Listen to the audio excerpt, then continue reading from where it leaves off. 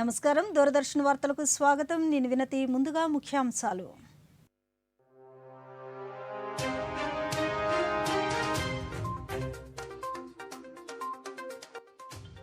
ప్రధానమంత్రి నరేంద్ర మోదీ అధ్యక్షతన కేంద్ర మంత్రివర్గ సమావేశం. యువతను ప్రోత్సహించేందుకు యువ భారత్ సంస్థ ఏర్పాటుకు నిర్ణయం. నేడు భారతరత్న లోక్ నాయక్ జయప్రకాష్ నారాయణ జయంతి. సామాజిక మాధ్యమం ఎక్స్ వేదికగా నివాళులర్పించిన ప్రధానమంత్రి నరేంద్ర మోదీ. రేపు ఉత్తరాఖండ్లో పర్యటించనున్న ప్రధానమంత్రి 4200 కోట్ల రూపాయల విలువైన పలు అభివృద్ధి కార్యక్రమాలకు శంకుస్థాపనలు, ప్రారంభోత్సవాలు చేయనున్న నరేంద్ర మోదీ. రాజస్థాన్ శాసనసభ ఎన్నికల షెడ్యూల్లో స్వల్ప మార్పు. నవంబర్ 23న జరగాల్సిన ఎన్నికలు 25కు మార్చినట్లు ప్రకటించిన కేంద్ర ఎన్నికల సంఘం. రాష్ట్ర వ్యాప్తంగా కొనసాగుతున్న జగనన్న ఆరోగ్య సురక్ష కార్యక్రమాలు. వైద్య శిబిరాల పనితీరును పర్యవేక్షిస్తున్న ప్రజాప్రతినిధులు. వార్తల్లోని వివరాలు.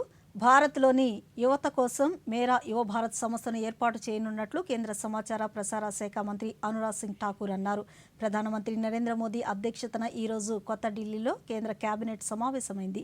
ఈ భేటీలో పలు కీలక నిర్ణయాలకు మంత్రివర్గం ఆమోదం తెలిపింది. ఈ నెల 31వ తేదీన సర్దార్ వల్లభాయ్ పటేల్ జయంతి సందర్భంగా ప్రధానమంత్రి నరేంద్ర మోదీ మై భారత్ పోర్టల్ను ప్రారంభిస్తారని అనురాగ్ సింగ్ ఠాకూర్ పేర్కొన్నారు. దేశ నిర్మాణంలో యువతది కీలక భూమికగా అభివర్ణించిన కేంద్ర మంత్రి కోవిడ్ వంటి కష్టకాలాన్ని యువత చేయూతతోనే దాటామని గుర్తు చేశారు.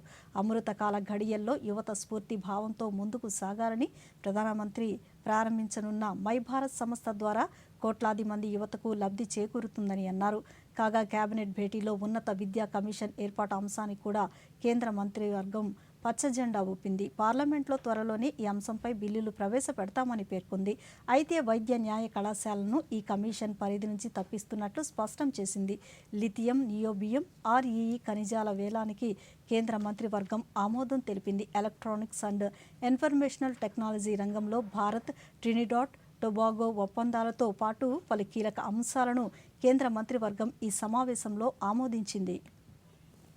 देश और विदेश से और भारत को विकसित भारत बनाने के लिए, आत्मनिर्भर भारत बनाने के लिए माई भारत प्लेटफॉर्म कारगर सिद्ध होगा। तो ये सेवा भाव और कर्तव्य बोध के साथ साथ हम सशक्त एवं सबल भारत बनाने के लिए लगातार प्रयासरत हैं और इस पर युवाओं की भूमिका बड़ी हो, इसके लिए माई भारत प्लेटफॉर्म आज देश के लिए, देश के युवाओं के लिए मोदी सरकार ने मंजूर किया है। प्रधानमंत्री जी की इच्छा है कि देश के करोड़ों युवा इस पर जुड़ें और देश को आगे बढ़ाने में, राष्ट्र निर्माण में उनकी बड़ी भूमिका हो। युवा हमारा वर्तमान भी है, भविष्य भी है, तो कल का इंतज़ार क्यों, आज से ही क्यों ना जुड़ें।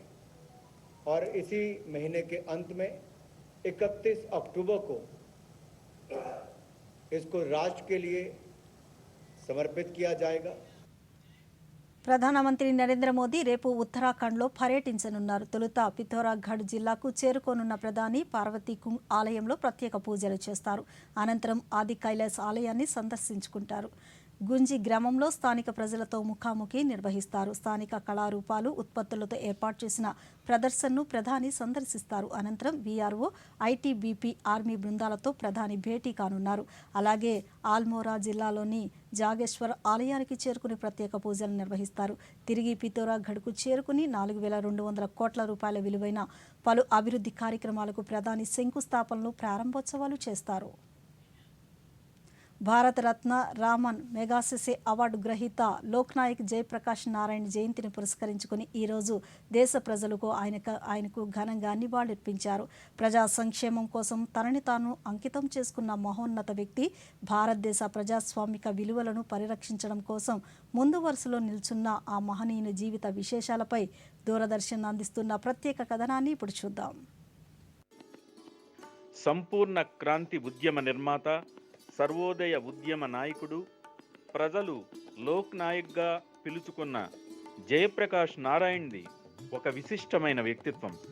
భారతదేశ చరిత్రలో ఆయనది ఒక చెరగని ముద్ర. ప్రజా సంక్షేమం కోసం తనని తాను అంకితం చేసుకున్న మహోన్నత వ్యక్తి ఆయన. భారతదేశ ప్రజాస్వామిక విలువలను పరిరక్షించడం కోసం ముందు వరుసలో నిలబడిన వ్యక్తి. ఉత్తరప్రదేశ్లోని బలియా జిల్లాకు, బీహార్లోని సారన్ జిల్లాకు మధ్య గల సీతాబ్దియారా గ్రామంలో 1902 అక్టోబర్ 11న జన్మించారు. పాట్నాలో ఉన్నత పాఠశాల విద్యను, కళాశాల విద్యను పూర్తి చేసుకున్న ఆయన 8 ఏళ్ల పాటు అమెరికాలో ఉన్నత విద్యను అభ్యసించి 1929లో స్వదేశానికి తిరిగి వచ్చారు. అమెరికాలో ఉన్న సమయంలో మార్క్స్ సిద్ధాంతాలను అధ్యయనం చేసిన తరువాత ఆ ప్రభావంతో, ఆ కాలంలోనే ఎంఎస్ రాయ్ రచనల ప్రభావంతో అమెరికా నుండి వచ్చిన వెంటనే జవహర్లాల్ నెహ్రూ ఆహ్వానం మేరకు భారత జాతీయ కాంగ్రెస్లో చేరి స్వల్పకాలంలోనే మహాత్మా గాంధీకి ప్రియ శిష్యుడిగా మారారు జయప్రకాష్ నారాయణ్. 1932లో బ్రిటిష్ పాలనకు వ్యతిరేకంగా శాసనోల్లంఘన కారణంగా జయప్రకాష్ అరెస్ట్ అయ్యారు. నాసిక్ జైలులో బందీగా ఉన్న సమయంలో రామ్ మనోహర్ లోహియా, మిను మసానీ, అచ్యుత్ పట్వర్ధన్, అశోక్ మెహతా, బసవోన్ సింగ్ తదితర జాతీయ నాయకులను కలిశారు. విడుదలైన తరువాత కాంగ్రెస్లో అంతర్భాగంగా వామపక్ష భావాలతో స్థాపించబడిన కాంగ్రెస్ సోషలిస్ట్ పార్టీకి ప్రధాన కార్యదర్శిగా నియమితులయ్యారు. 1942లో క్విట్ ఇండియా ఉద్యమ కాలంలో సీనియర్ కాంగ్రెస్ నేతలంతా అరెస్టు కాగా రామ్ మనోహర్ లోహియా, బసవంత్ సింగ్ లాంటి వారితో కలిసి జయప్రకాష్ నారాయణ్ ఉద్యమాన్ని ముందుండి నడిపించారు. స్వాతంత్ర్యానంతరం ఆచార్య నరేంద్రదేవ్, బాసవంత్ సింగ్ తదితరులతో సోషలిస్ట్ పార్టీ ద్వారా ప్రతిపక్ష పాత్ర పోషించారు. అనంతరం సోషలిస్ట్ పార్టీ ప్రజా సోషలిస్ట్ పార్టీగా మారి బీహార్, ఉత్తరప్రదేశ్ రాష్ట్ర రాజకీయాల్లో ప్రముఖ పాత్ర పోషించారు. 1954లో రాజకీయాల నుండి విరమించుకున్న జయప్రకాష్ నారాయణ్ తన జీవితాన్ని ప్రముఖ గాంధేయవాది ఆచార్య వినోబా భావే ప్రారంభించిన సర్వోదయ ఉద్యమానికి, దానిలో అంతర్భాగమైన భూదాన్ ఉద్యమానికి అంకితం చేశారు. 1960వ దశకం చివరిలో జయప్రకాష్ నారాయణ్ తిరిగి బీహార్ రాష్ట్ర రాజకీయాల్లో క్రియాశీలకంగా వ్యవహరించారు. 1974లో బీహార్లో ఆయన నాయకత్వం వహించిన విద్యార్థి ఉద్యమం ఆ తర్వాత బీహార్ ఉద్యమంగా ప్రసిద్ధి పొంది ప్రజా ఉద్యమంగా మారింది. ఈ ఉద్యమ సమయంలోనే శాంతియుతమైన సంపూర్ణ విప్లవానికి జయప్రకాష్ నారాయణ్ పిలుపునిచ్చారు. అప్పటి నుంచి ఆయనను ప్రజలు లోక్ నాయక్గా పిలవటం ప్రారంభించారు. छात्रों और जनता के आंदोलन में जो मुख्य बात उठाई गई थी वो यह थी कि प्रशासनिक और चुनाव संबंधी सुधार किए जाएं, जिससे कि चुनाव सस्ते हों, सही तौर पर प्रतिनिधित्व संभव हो और प्रशासन जनता के निकट आए। एक अन्य महत्वपूर्ण मांग शिक्षा संबंधी सुधारों के बारे में थी कि शिक्षा प्रणाली को इस तरह गठित किया जाए कि उसका सीधा संबंध देश की समस्याओं के साथ हो और शिक्षा प्राप्त आदमी देश की समस्याओं से बेहतर तरह से निपट सकें। ఎన్నికల నియమావళి ఉల్లంఘన ఆరోపణలతో ఆనాటి భారత ప్రధాని ఇందిరాగాంధీని దోషిగా పేర్కొంటూ అలహాబాద్ హైకోర్టు తీర్పు వెలువడిన వెంటనే ఇందిర రాజీనామాకు జయప్రకాష్ డిమాండ్ చేశారు. ఈ నేపథ్యంలోనే ఇందిరాగాంధీ 1975 జూన్ 25 అర్ధరాత్రి నుండి దేశంలో అత్యవసర పరిస్థితిని విధించారు. దేశవ్యాప్తంగా ప్రతిపక్ష నేతలను ప్రభుత్వం అరెస్టు చేసింది. చండీగఢ్లో బందీగా ఉన్న జయప్రకాష్ ఆరోగ్యం క్షీణించడంతో నవంబర్ 12న ఆయన్ని విడుదల చేశారు.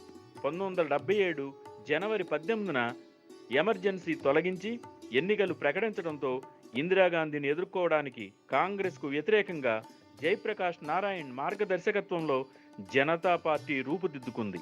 ఆ ఎన్నికల్లో కాంగ్రెస్ను ఓడించి కేంద్రంలో ప్రభుత్వాన్ని ఏర్పరిచిన మొట్టమొదటి కాంగ్రెసేతర పార్టీగా చరిత్రలో స్థానం సంపాదించుకుంది. జయప్రకాష్ నారాయణ్ చేసిన ప్రజాసేవకు గుర్తింపుగా 1965లో రామన్ మెగసెసే అవార్డు దక్కింది.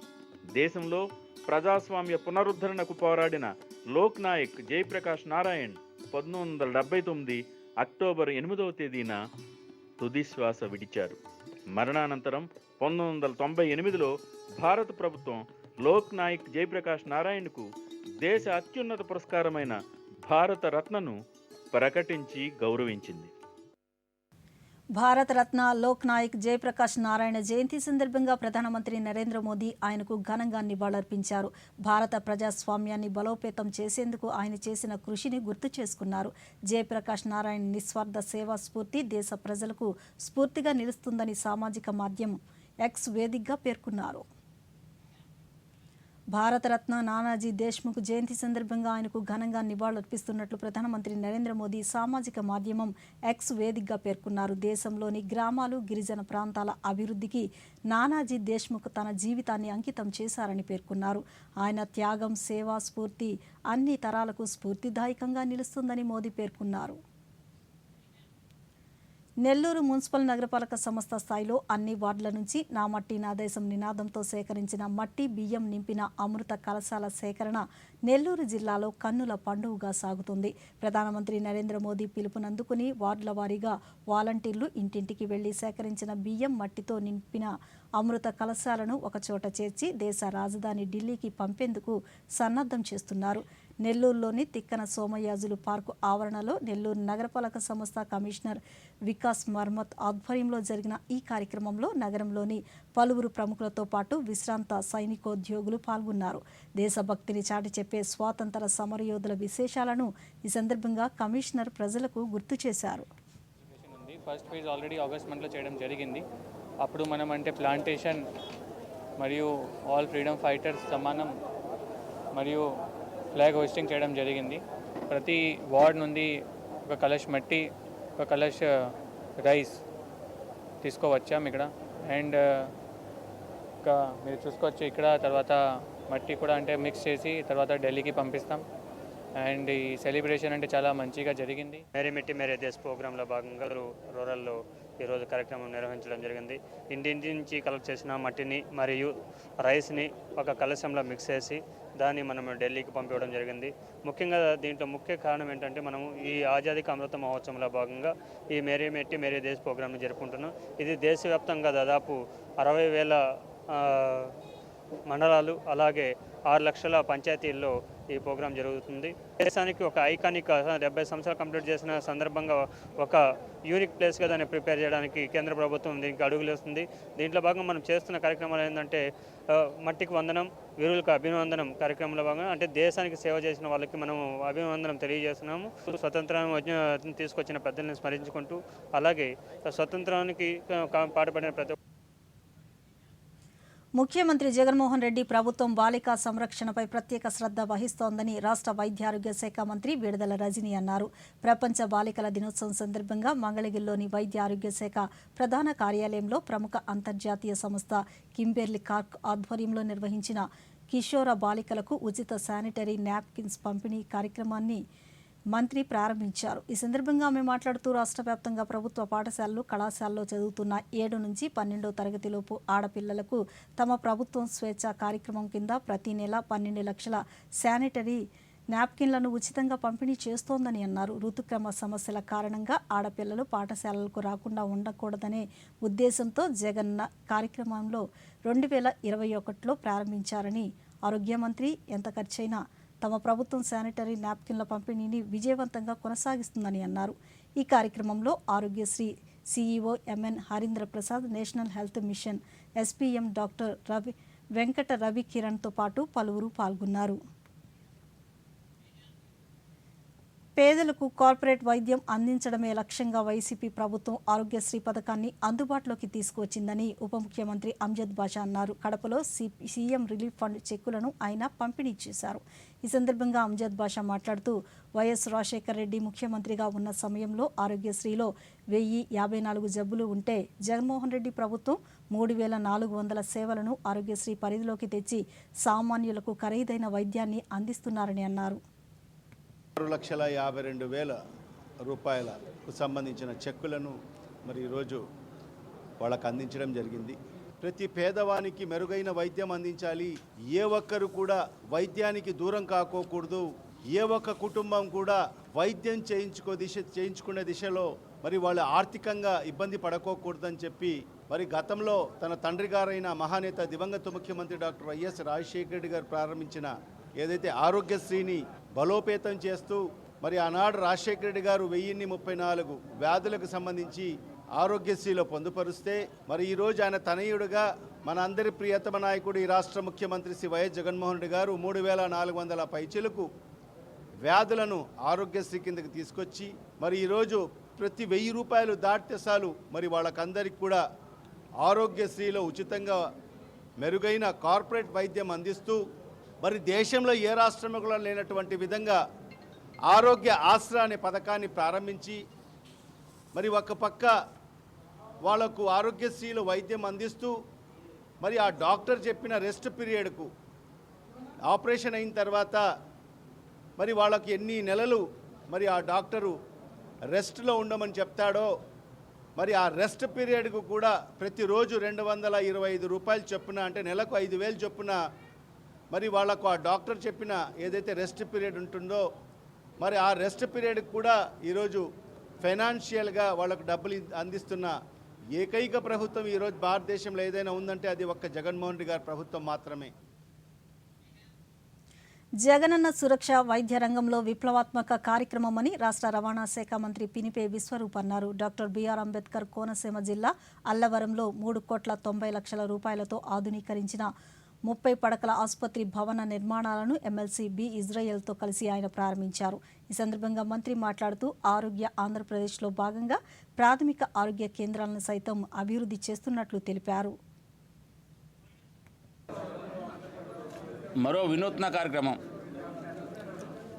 జగనన్న ఆరోగ్య సురక్ష అనే కార్యక్రమం ద్వారా సెప్టెంబర్ 15 నుంచి ప్రతి వాలంటీర్ కూడా వారికి కేటాయించినటువంటి 50 ఇళ్ళలో ప్రతి ఇంటిని కూడా జల్లెడ పట్టి వివిధ టెస్టులు నిర్వహించి వారిని రోగ నిర్ధారణ చేసి వాళ్ళందరినీ కూడా మరి సురక్షితంగా వైద్యం చేయించి ఇంటికి పంపించే జగనన్న సురక్ష కార్యక్రమం దిగ్విజయంగా ప్రజలంతా కూడా హర్షధ్వానాల మధ్య మరి చాలా సంతోషంగా నడుస్తుంది.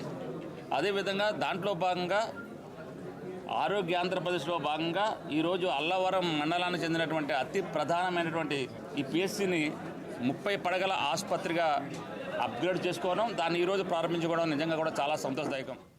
అమలాపురం నియోజకవర్గం అల్లవరం మండలంలో సుమారు 3,90,00,000 రూపాయలతోటి మా మండలంలో ఆసుపత్రిని నిర్మించుకోవటం ఈరోజు గౌరవ రాష్ట్ర రవాణా శాఖ మంత్రులు మా అందరి ప్రీతమ నాయకులు శ్రీ పినిపే విశ్వరూప్ గారి ఆధ్వర్యంలో ఈ యొక్క హాస్పిటల్ని ప్రారంభించుకోవడం అందరికీ ఆనందకరం. ప్రజలందరూ ఉపయోగించుకోవాలి.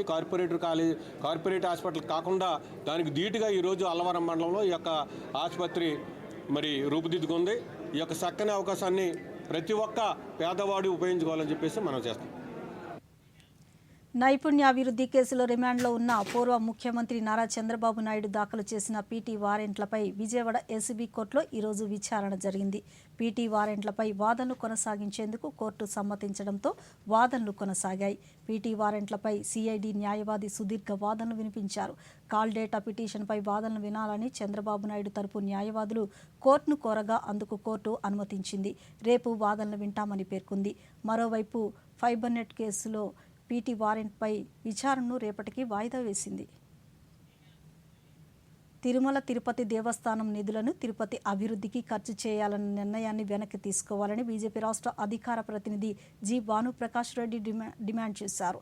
తిరుపతిలోని ఈరోజు ఆయన మీడియాతో మాట్లాడుతూ శ్రీవారి నిధుల్లో 1% ప్రతి ఏటా తిరుపతి అభివృద్ధికి ఖర్చు పెట్టాలని పాలక మండలి నిర్ణయం తీసుకోవడం సరికాదన్నారు. ఆధ్యాత్మిక కార్యక్రమాలను మాత్రమే తిరుమల శ్రీవారి నిధులను వినియోగించాలన్నారు. తీవ్రంగా వ్యతిరేకిస్తూ ఉంది. టీటీడీ నిధుల నుంచి తిరుపతి శానిటేషన్కి, తిరుపతి అభివృద్ధికి, నియమ నిబంధనలకు వ్యతిరేకంగా టీటీడీ యాక్ట్ 30 ఆఫ్ 1987కి వ్యతిరేకంగా ఏ విధంగా ఖర్చు పెడతారని చెప్పి భారతీయ జనతా పార్టీ ప్రశ్నిస్తూ ఉంది. వర్క్ బోర్డు ఆస్తు నుంచి కానీ, క్రిస్టియన్ మిషనరీ ఆస్తు నుంచి కానీ ₹1 కానీ తీసుకొని ప్రభుత్వ కార్యక్రమాలు ఖర్చు పెట్టే ధైర్యం లేని ప్రభుత్వం తిరుమల తిరుపతి దేవస్థానం నిధుల మీద కన్నుబడింది. టీటీడీ ఖజానాని ఖాళీ చేయాలని ఒక దూరదృష్టితో దురాలోచనతో ఈ ప్రయత్నం చేసింది. దీన్ని భారతీయ జనతా పార్టీ తీవ్రంగా వ్యతిరేకిస్తోంది.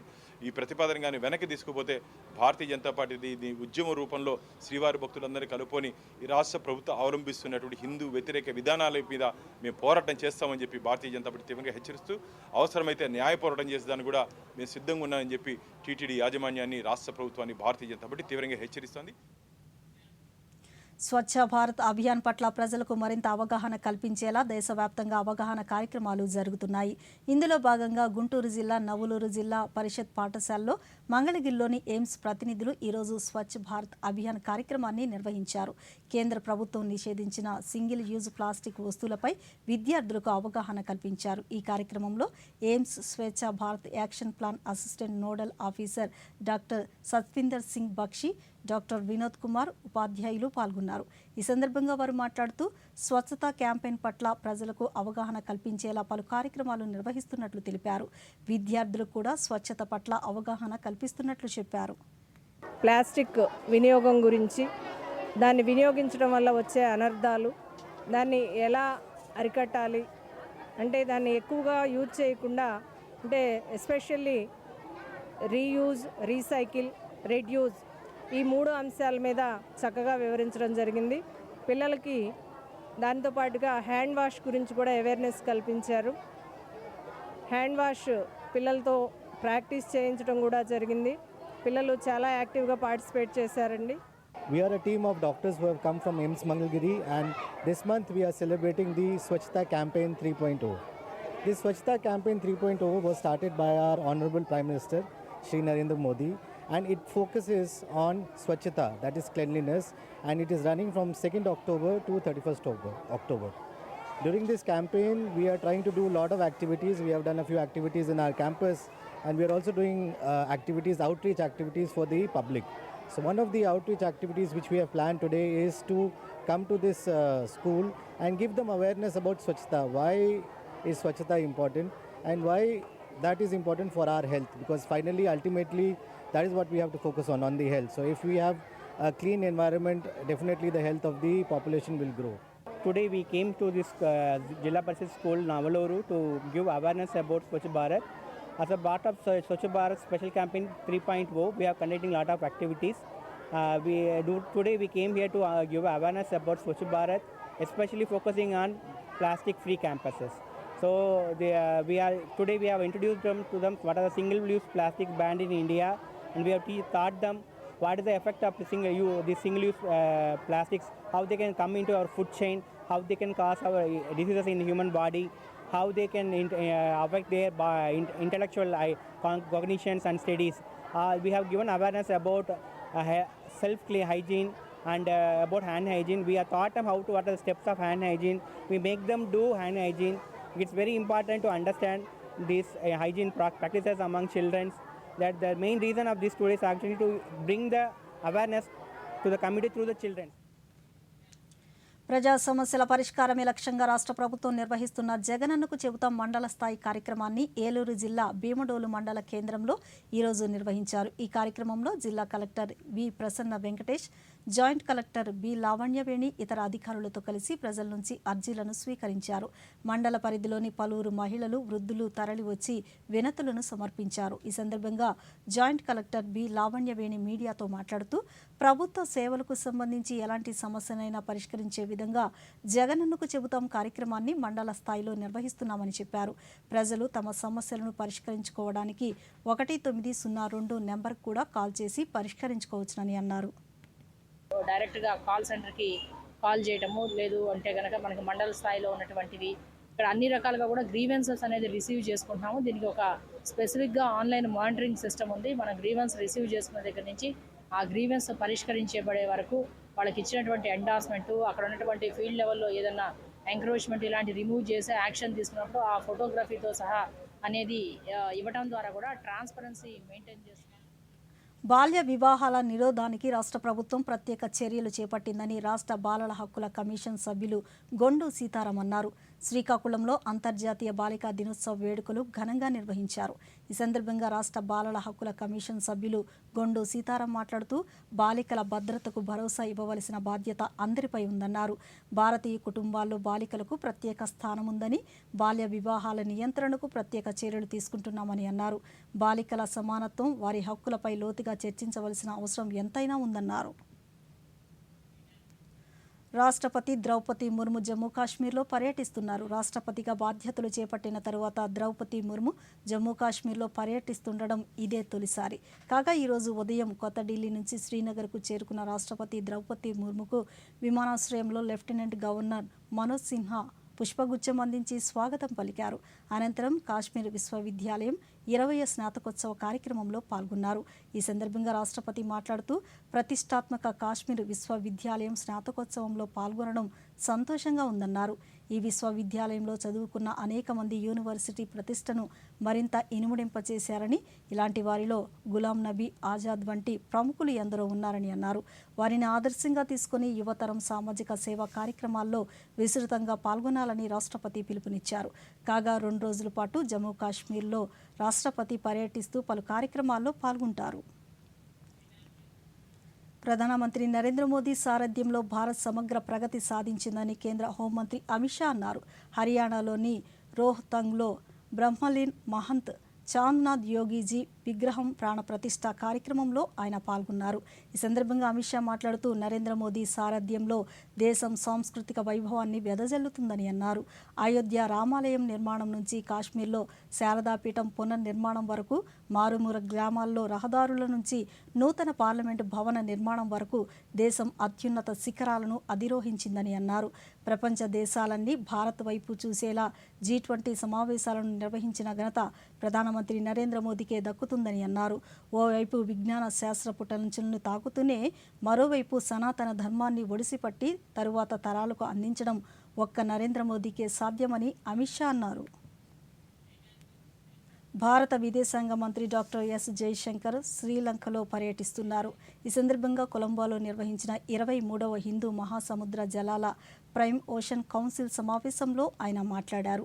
2023-25 సంవత్సరాలకు సంబంధించి కౌన్సిల్ సమావేశానికి శ్రీలంక అధ్యక్ష బాధ్యతలు నిర్వహించడం పట్ల హర్షం వ్యక్తం చేశారు. అదేవిధంగా ఈ సమావేశాలకు భారతదేశం ఉపాధ్యక్ష బాధ్యతలు నిర్వహించడం సంతోషకరమన్నారు. ప్రపంచ సుస్థిరతకు హిందూ మహాసముద్రం కీలక పాత్ర పోషిస్తుందని తెలిపారు. ఆయా దేశాల అభివృద్ధి, శ్రేయస్సు విషయంలో హిందూ మహాసముద్ర జలాలు ముఖ్య భూమిక పోషిస్తున్నాయని చెప్పారు. వాణిజ్యం, కనెక్టివిటీ వంటి కీలక రంగాలకు హిందూ మహాసముద్రం దోహదపడుతుందని అన్నారు. వసుదైక కుటుంబం అనే సూక్తిని ఇండియన్ ఓషన్ కౌన్సిల్ సభ్య దేశాలు ప్రతిబింబిస్తున్నాయని తెలిపారు. కౌన్సిల్ ఉపాధ్యక్ష పదవిలో ఉన్న భారత లక్ష్యాలు స్పష్టంగా ఉన్నాయని, కేంద్ర మంత్రి హిందూ మహాసముద్ర పరిరక్షణకు భారత్ కట్టుబడి ఉందని తెలిపారు. రాజస్థాన్ ఎన్నికల షెడ్యూల్ను మార్పు చేస్తున్నట్లు కేంద్ర ఎన్నికల సంఘం ప్రకటించింది. నవంబర్ నెల 23వ తేదీన రాజస్థాన్లో ఎన్నికలు జరగాల్సి ఉండగా దానిని 25కు మార్చినట్లు తెలిపింది. శుభకార్యాల కారణంగా ఓటింగ్ శాతం భారీగా తగ్గే అవకాశం ఉందని పలు పార్టీలు, ప్రజా సంఘాలు విజ్ఞప్తులు చేయడంతో ఓటింగ్ తేదీని మార్చినట్లు ఈసీ వెల్లడించింది. అయితే కౌంటింగ్ మాత్రం డిసెంబర్ 3వ తేదీన యథాతథంగా జరుగుతుందని చెప్పింది.